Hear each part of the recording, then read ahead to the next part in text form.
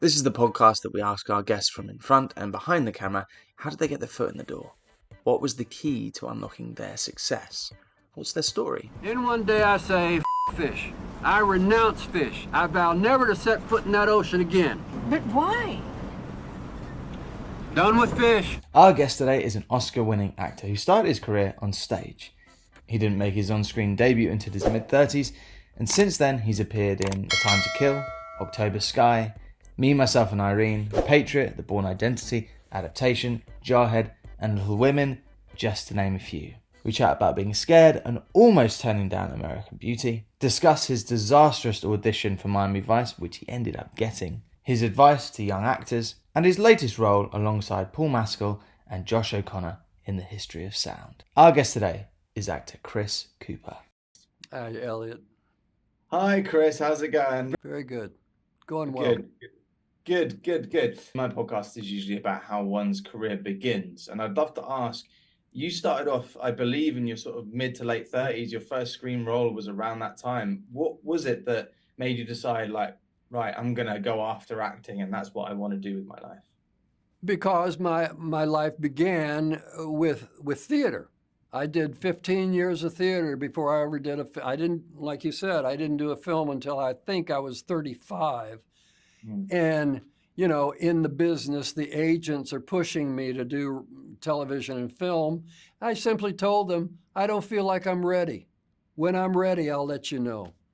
And then this opportunity of playing, working with John Sayles, who I was very aware of, and his talents, and to have a historical script about American history that virtually nobody knows about, but so important, about unionization in this country and how the government turned their guns on civilians for the first time when coal miners were striking.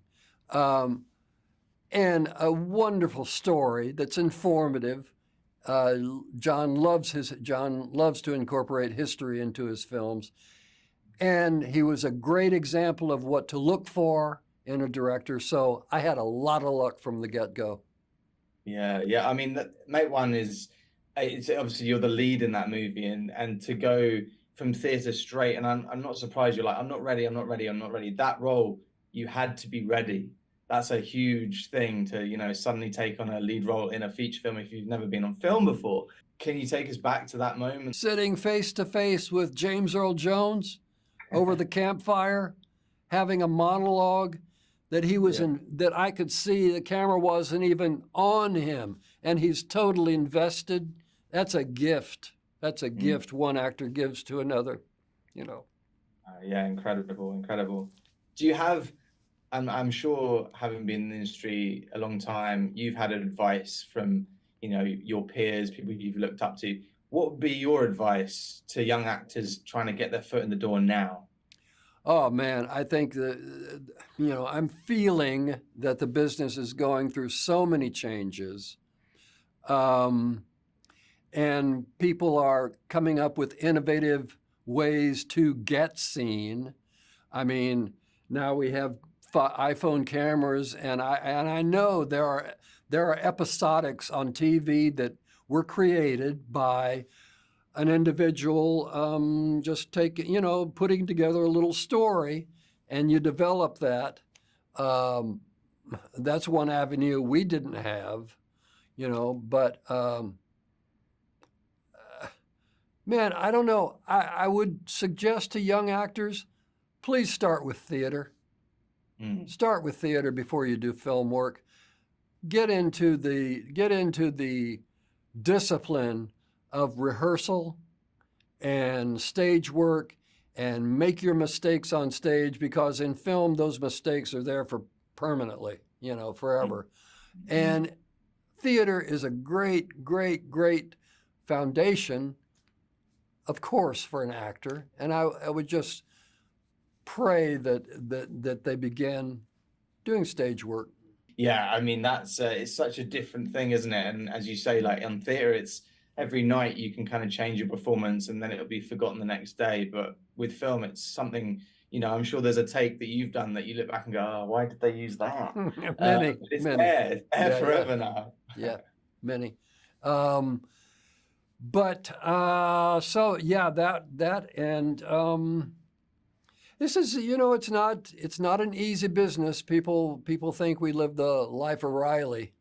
It's good days and bad days like anybody else, and I don't know. I would just develop. When you're working with young actors, I would say develop. I hope they don't get it confused, but it made sense to me. Develop your concentration, and at the same time, develop your relaxation in scene work with another actor. And by that, I mean what another actor can give you is often gifts that we don't realize, because they can give you something in a scene and then you have to react to it differently than maybe you would generally think. But you got to be on your toes. It's like I hate to use sports analogies, but you're on defense. And if you're playing football, and you have to be concentrated on your opponent, but also relaxed because you don't know which way they're going, I think it really applies. 100%. I saw a clip recently of, it was about October Sky, and it was Jake Gyllenhaal talking about working with you. And he was obviously quite a young boy at the time. And he said you gave him a great piece of advice. Chris is a very quiet, composed man, very measured, very thoughtful. Talk about preparation. And he comes up to me and he goes, I don't know what you're doing. You're just yelling at me. Just listen to what I'm saying to you. Oh, my heart just went, oh God, I feel so embarrassed. And then I just took the opportunity to not fill it with all this acting, not like, oh, I'm listening to you. I just listened. And then as he talked, it really started to piss me off. Like what he was saying started to piss me off. And then I was like, oh my God, I was riding a real wave. And then I went, that was the biggest gift an actor's ever given me, honestly. Such an interesting thing. It seems so simple, but I'm an actor myself. When you're there and you're trying to act, you're trying to force something. Sometimes all you need to do is listen. And I know what I did is taboo. You don't do that with another actor. But the scene had so much potential and we weren't getting there. And I just, that was one time where I just said, we got a great scene here and it could be better. I mean, it's incredible. And he's obviously an amazing actor and the scene is incredible. So, I mean, whatever happened there was the right thing. And I'm so glad he, he appreciated or he understood where I was coming from, But granted, you don't do that actor to actor. It was very bad judgment, but things have changed though over the years. Things evolve, and so has the industry and the way that people work together as well. But in terms of you've so many brilliant roles, and I'm thinking American Beauty, Adaptation. There's so many roles in there. Which of all of these has scared you the most? Maybe it was this film that you've just done now, The History of Sound. Is there a role that really scared you? Yeah, American Beauty scared me. American Beauty scared me because I almost passed on it because the rewrites that continued to come were getting darker and darker and darker. And I said, do I want to go into this guy's head? And then there's also the disappointment, the heartbreak of scenes that you shot that are on the cutting room floor. And I mean, courtroom scenes, police procedure scenes within American Beauty that aren't there. But with a little bit of distance, say a year, because what I mean is you remember those scenes that you shot and they're not there. And it can be very disappointing. But I need a little distance of like a year before I want to see my work and then I can say, these scenes are missing, but it's still a pretty good film. So are you one of those actors that likes, as you say, have a bit of space and then you can watch the movie later down the line? You don't like to see maybe a take early on, or when you're on set, you don't like to look at the screen? Used to. And I always say, if you can bear to look at yourself on the screen, it's a very good tool. It will show you what's not working, you know. Yeah. But I less and less look at, I go by, if it feels good, I'm happy. Now for a quick break. We'll be back to the episode shortly. If you enjoyed this episode and want to support us, get early access and exclusive content and episodes, click to join our YouTube channel and become a member now. Please leave us a positive rating. Add us on Instagram, Twitter, TikTok at Life in Film Pod. Essentially, please like and subscribe everything. It makes a huge difference. Thank you. Life in Film has partnered with BetterHelp to provide you with access to the largest online therapy service in the world. And it can all be done from the comfort of your own home, from a phone, tablet or laptop. No commute, cutting down travel costs, and most importantly, it's affordable. With over 1,000 therapists in the UK, BetterHelp can provide access to mental health professionals with a wide variety of expertise in mental health. If you need someone to talk to and you're thinking of giving therapy a go, BetterHelp is a great option. And being a listener of the podcast, you get 10% off. That's 10% off your first month at betterhelp.com/lifeinfilm. That's betterhelp.com/lifeinfilm. We are sponsored by movieposters.com. Are you a movie fan? I presume you are. Well, at movieposters.com, you can shop for all your favourite posters in one place. The #1 source for high quality, authentic movie posters. From new releases to cult classics and 100% authentic originals. Thinking of having a browse? Well, if you see a poster that tickles your fancy, as a listener of the podcast, you get 10% off. That's 10% off with promo code LifeInFilm10. That's promo code LifeInFilm10. So why not give it a go? And back to the show. My father said it was a gift from God, how I could see music. That was a nice way to explain it. Sound. Well, first of all, I mean, this film is just beautifully put together. What an incredible team and beautiful looking movie. And your part, I was going to ask you how this kind of came about, but I believe you narrated the short story version of this movie. Is that true? That came later. That came later. I believe. Yes. After we shot the film, they had approached me, and I wasn't going to miss the opportunity. And I understand that I think both Paul and Josh were also invited to do a reading of the other stories of the other short essays. Yeah. Oh, fair enough. Well, that's completely blown my intro, but I thought that was very interesting that was the way. But that obviously came later on. I believe that. Well, I think that's how it went. Yeah. Fair enough. Well, how did you get involved with this project? What was I hear it was quite a long process for this movie to get made. It was a long process, but I was approached very, very late. You know, Paul and Josh, as I understand, and Oliver, the director, had been wanting to do this for a good while. COVID kicked in, they got delays, and then to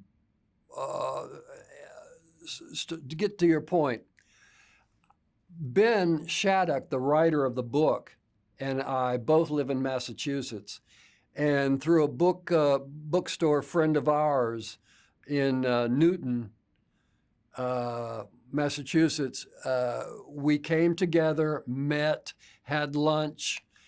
Ben did a reading at the bookstore, and then there was nothing of it.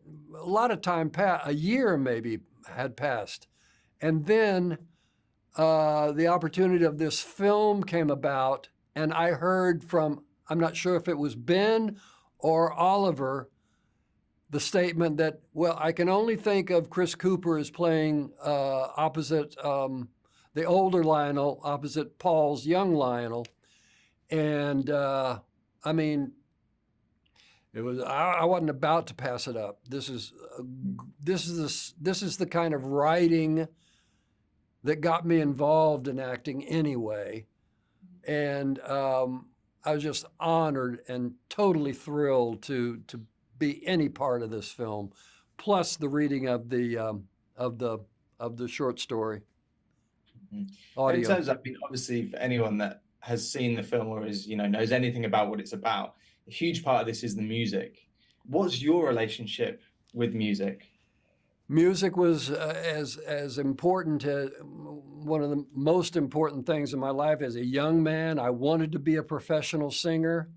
I did sing in a band in high school, and we did college, did the college circuits, sang in church, sang in my high school choir. Within the high school choir, there was a male octet. We did state competitions, and I was knocked out by the old crooners of Johnny Mathis and Tony Bennett, and wanted to be a Vegas lounge lizard. But then somehow acting got in the way, and I kind of followed that. But music has been super important in my life. Yeah. I mean, yeah, what an incredible film to be a part of then. And it's not the sort of music that I'm familiar with. And I found myself being drawn in, and now I want to sort of explore that kind of music, because it's something that I'm British and from London. It's quite far removed from what we listen to. But I love the music, and I thought it's amazing. It's amazing how you can watch some of these films, and there's the instance where folk music is incorporated into the film, and then it becomes all of a sudden, it's very pop. People are discovering it, rediscovering it again. It's pretty interesting how it works. Yeah. Yeah, no, for sure. And I mean, you mentioned a few bits of music there that have sort of affected you, and it's obviously been a big part of your life. Is there one particular song that, because in the movie, there's a moment where your character obviously listens to a song and it makes him very emotional and it brings memories back to him. Do you have a particular song in your life like that? In that my wife, who grew up in Boston,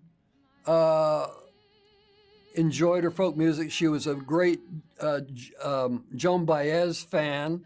Joan Baez did a cut of Silver Dagger, and Marianne reminds me of that at least every other day. She'll sing the tune, and so it was a nice touch. But it's just oddities like that I find a little interesting. Yeah, of course. And in terms of you've had an amazing career, such incredible roles. You've done drama, comedy, you've done a bit of everything. When it comes to a movie like this, what is the preparation like for you getting into this character? The preparation is half the fun for me, and I've always said the research. If it's historical research, if it calls for historical research, I find it very comforting. It's almost a security blanket when I research the history. We're talking about 1916 in this one. What was going on worldwide, historically, politically, socially, religiously.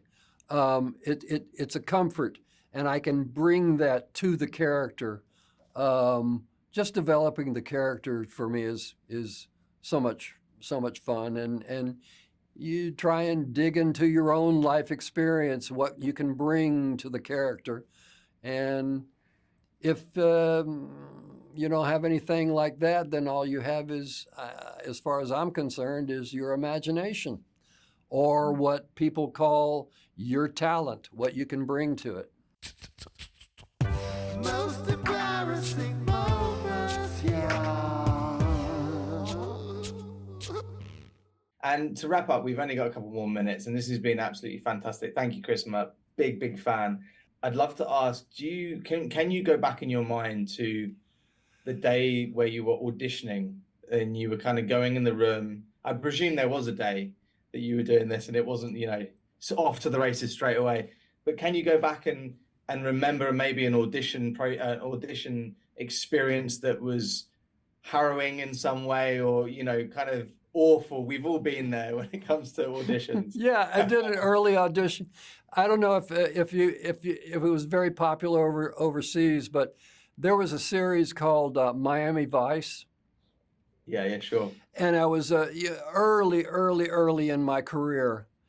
So I had to do an audition piece where I'm confronting another thug, and I had to do this fight scene in the chair, and I didn't know how to do it. And I'm slapping the air and I'm boxing and fight. Total nightmare. Oh, wow. But I got cast, and I got cast Oh, wow. in the role, but it was harrowing. It was just ridiculous. I don't know how I got the job. I love that. I was going to say, I know you were definitely in Miami Vice in one episode, so I wasn't sure if you'd gone a few times, but you got that role. Fair play. Yeah. Brilliant. Chris, thank you so much. You're a legend. It's been absolutely fantastic. And all the best with the film, man. Thank you, sir. Thank you very much. Nice talking to you. If you enjoyed this episode and you want to support us, get early access and exclusive content, all ad-free, click and join the Life in Film YouTube channel and become a member now. Thank you to our guest Chris, thank you to Kabir and the team at 42 West, and as always, thank you to our sponsors, movieposters.com and BetterHelp.